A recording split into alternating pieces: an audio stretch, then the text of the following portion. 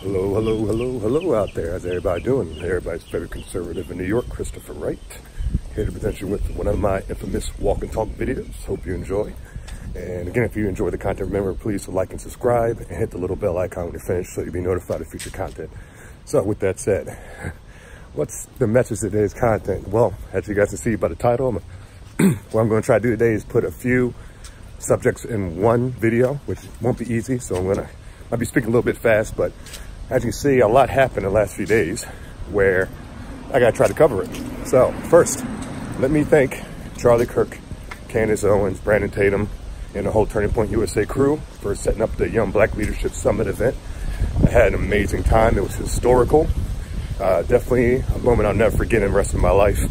It was absolutely amazing. I mean, they took good care of us. We had a 3-day hotel, stay in the hotel in the Hyatt, and there's another hotel across the street. I can't remember the name of it right now, but they were very great hotels. I mean, very luxurious, nice part of DC, right near the White House. You know, got to see great speakers, Dr. Ben Carson, Larry Elder, David Harris Jr. Got to meet Anthony Brian Logan, Brandon Tatum, Candace Owens, Stacey Dash. I mean, amazing. I think I mentioned Larry Elder, but I met him and got to talk with him for a bit. Great man, and had a great time. So, you know, it really was also just a great moment in history to get linked up with so many like-minded individuals, so many black conservatives in one area. It was the largest amount of black conservatives in American history to ever gather. So that was something that Charlie Kirk mentioned during his speech. So it was truly amazing. And I mean, I had met some great young folks. So if you guys are watching, you know, I'm sorry I don't remember all your names, but I just want to say thank you for coming up to me and telling me how you enjoyed my content and how you're just a big supporter of my work. I just want to tell you guys thank you very much. And I'm going to, like I told you, when I talked to you at the YBLS, I'm going to continue to make videos because of individuals like you. You're the ones who give me that encouragement. So that's why I'll never stop. Because when I even think about sometimes slowing down, you guys are the ones that make me want to continue on with my message. So thank you very much. With that said, let me begin by saying Donald Trump, and Trump Jr., matter of fact, too. He was the first Thursday night. He was the first person to speak with us. On Saturday, it was his father, the president. And I'm going to tell you right now, and listen to me clearly, if anybody out there think these guys are racist or whatever, please stop. I mean, these guys were two of the realest speakers there, man. They really just spoke like, you know, like your cool uncle coming over the house, man. I mean, they were down to earth. They were real. They didn't talk like politicians high on the soapbox, like, oh, President of the 45th President of the United States and we the people. It was just like, hey, what's up, guys? What's going on? You know, it's your president. What's up? You know, and he had us all in there just having a great time, excited, man. I mean, if you saw the event and saw the excitement in the room, that was not fake. That was real, okay? And that kind of leads me into what my other subject I want to talk about. And it's going to be Al Sharpton. As you can see, after the YBLS event, he came out and he was starting to say that, oh, we're used as political puppets and, you know, this is all staged and everything from we were paid protesters to, you know, the MAGA hats were given to us that we wore at the event. And it's like, hold on. And let me make this very clear. I had my own MAGA hat I brought to the event. It was my choice, my clear choice. I talked to a lot of young conservatives, black conservatives that were there. Nobody I talked to was talking about, oh, they got money on the side or they were, you know, somebody was giving them their MAGA hats to wear. Everybody, I met a couple people on a bus on the way there that I met had MAGA hats on. So that's all a big lie. Do not listen to the mainstream media when they try to say we were paid protesters. From what I saw that event, there was not one paid protester there. Everybody came there on accord. A lot of people love Trump. A lot of supporters, man, young from age 15 to 35 years old. All age ranges of that age, big supporters of the president. So don't believe a word that clown Al Sharpton said. It's all lies. So anyways, when I met up with these young individuals and we got out to the event and, you know, Al Sharpton, you know, says the things he said or whatever, it was, I mean, if you look at that Trump speech, there's moments where you hear us chanting USA, even we're chanting build the wall at one point. So, you know, you might be saying, oh, you know, that might look like, I'm trying to say that was a stage event, the whole build a wall thing. It's like, if you were actually there, you would know that's all BS, because what President was talking about how the Democratic Party is trying to use this whole legal immigration situation and get illegal immigrants so badly into his country because they want to push out the black community out of the party because we're no longer important to them. They use us for their votes. They're seeing there's a black renaissance going on, and a lot of black conservatives are going over to, a lot of blacks are going over to the conservative side of things. So they're panicking, and they're just like, you know what? Let's make a move. Let's get illegals in here, get them to vote. That would be our new minority group. You know, blacks, we don't care about you anymore. So Trump was speaking on that, but he didn't say those exact words. But when he said that, you know, we started chanting, build the wall, you know. And so say what you want to say, but it came from an honest place when you heard a chant. So this whole things were staged, all that nonsense, come on, give me a break. All lies. And even when we, after the event, we walked outside in front of that White House and we had a rally with Brandon Tatum, which was amazing. And when we had the rally, you know, guess who showed up? Roland Martin. Oh yeah, from CNN, you know, all that. Anyways, and he pretty much came in there to interrupt things. He saw we were being positive, a bunch of young black conservatives talking, like-minded individuals, trying to present a message to the public that were there to walk by and listen. And he just came by to try to debate, try to argue. And of course, he debated like a typical liberal. You know, he asked a bunch of questions, we answered them. And when we asked him his questions, he tried to avoid and dance around. You can watch the video and see that. So it's just a typical, you know, liberal games that he played. And, you know, we just weren't having it, man. We debated with him and did what he had to do, but this is a bigger thing than Roland Martin and what he was trying to bring. So, with that said, you know, that was, you know, that whole situation. And now, you know, I want to speak on something to me that's very important. And that's what the recent announcement we had with Kanye West.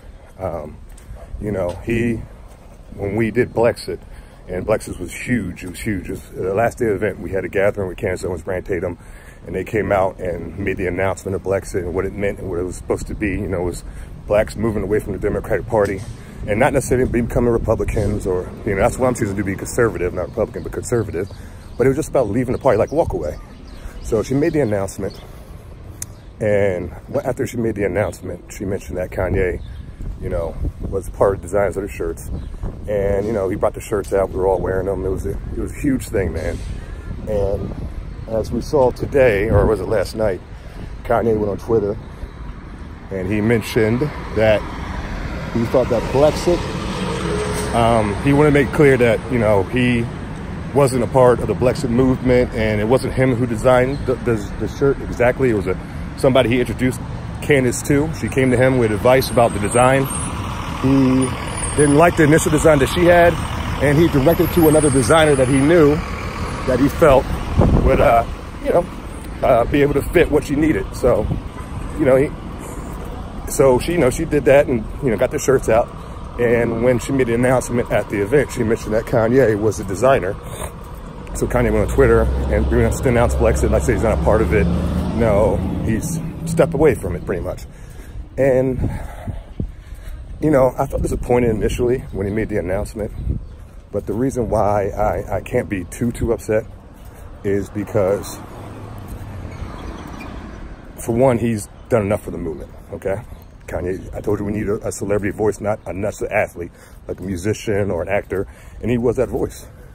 And he got the conversation started within the black community. And if you were at that event, you could see all kinds of conservatives there, people who are recently conservative, longtime conservatives, but some people even looked at it once Kanye made the announcement.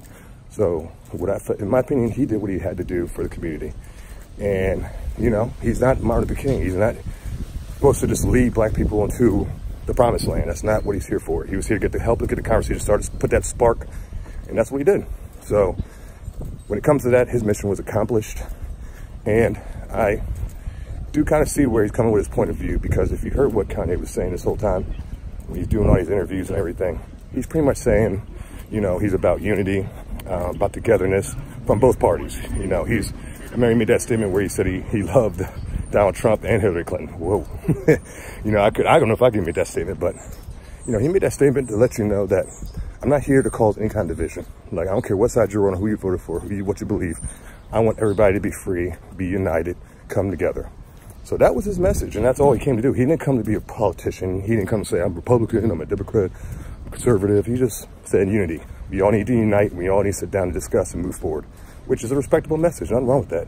So when the announcement was made that he was, you know, the one who designed the shirt, I understand why he came out and said, hey, you know, I don't want to be necessarily attached to BLEXIT. You know, it's a powerful movement. It's a positive movement. I love it.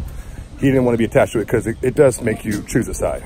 If you decide to be a part of BLEXIT, you can't be a Democrat. I'm sorry. It just, that's the main thing with BLEXIT and walk away. It's like you have to leave. That's part of leaving the Democratic Party.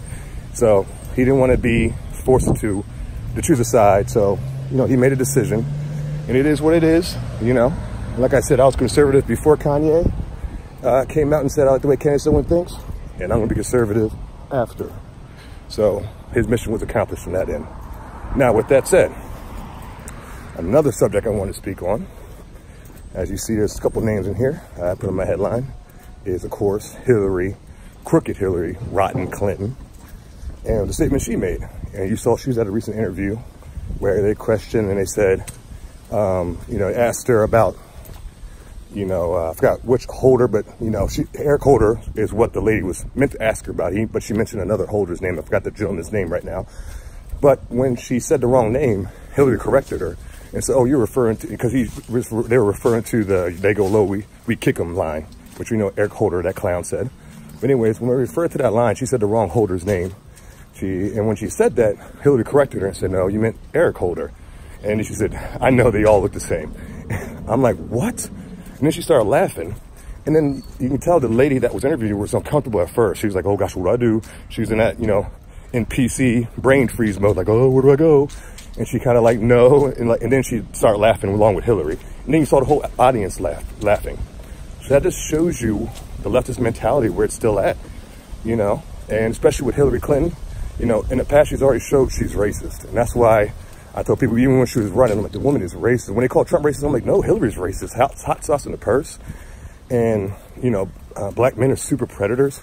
And like, how's that not enough evidence this woman's racist? So now I think now that she's, you know, I think she's a serious alcoholic at this point, off her meds, sounding crazy. Things are just coming out of her mouth that just like whatever. And she's just really showing who she really is, and which is a racist. So thank God that she isn't president of the United States right now, because not only would blacks be in trouble, in my opinion, but especially black men, because as you know, anybody who's talked to Secret Service people or interviewed them that were close to Clinton's while Bill was president will tell you Hillary treated them terribly. She was really mean to them, and especially the men who were the Secret Service. She just treated them terribly. But, you know, in my opinion, not to get too far into conspiracy theories, I think she's a lesbian. I think her and Huma got something going on. That's between me and y'all. But anyways, so that's where the Democratic Party is. Like I told you, they're still the Dixiecrat Party. It never changed, man. I keep saying it, but I want to keep saying it because I want to hit home. They are showing their true colors, and they're showing you that they're the same party. They used to lynch us physically back in the day. They're just here to lynch us mentally. And that's what this whole BLEXIT movement is all about. It's for blacks to wake up to the truth about the left and how they treated us throughout all the years. And it's time for us to come together, unite, and make a difference. And that's what it's all about. So let me not turn it because the sun's in your eyes. So I just wanted to make this video today. I'm sorry it's a little longer than usual, but like I said, I cover quite a few subjects, is to let people, young black youth, and black youth in general, our conservatives, know that you're not alone. We're in this together. There's a lot of us out here. That YBLS just was showing me that there are blacks from Nigeria there that are conservative. I mean, you know, Oklahoma, Ohio, Maryland, New York, California, everywhere in America, we all came together to unite and show the strength of this black renaissance, this conservatism in the community. So I'm just telling everybody out there listening, BLEXIT is 100%, 110% real. We're not no paid protesters. We're not no illiterate, uneducated Negroes. We are, and like I said, they were the most sharpest, intelligent, well-spoken young people I've seen in a very long time grouped together. We're at that event. So if that's the future of our country, it's looking very bright. So I'm just telling everybody to stay strong. The red wave is coming. Trust me. Please get out there and vote. Let me just say that out there. We're talking about it. November 6th is almost here. Go out there and vote. Let's get it. If you can get in there early, get it done early. Let's get our voices heard, man. Because I want this country to move forward, and I want to see the black community, of course, move forward as well. So voting conservative is a big part of that, in my opinion. Okay, so with that said, like I told you guys, I'm going to always end like the end on a question now. And my question is this: if you are a part of a party that doesn't support free speech, that doesn't support free thought, that participates in groupthink, and that says if you don't think a certain way or fit a certain narrative, you no longer could be a part of that race anymore. Are they the token ones, or are you the free thinker, the independent thinker? Let that marinate for a minute. Of course, everybody, thank you for looking out, supporting, subscribing. Everybody out there listening, I got your back. There's gonna be more videos to come in the future. And of course, don't forget, BLEXIT, baby. Let me let that be known right there. You show that shirt off. BLEXIT all day long. Welcome to the new movement. Adios.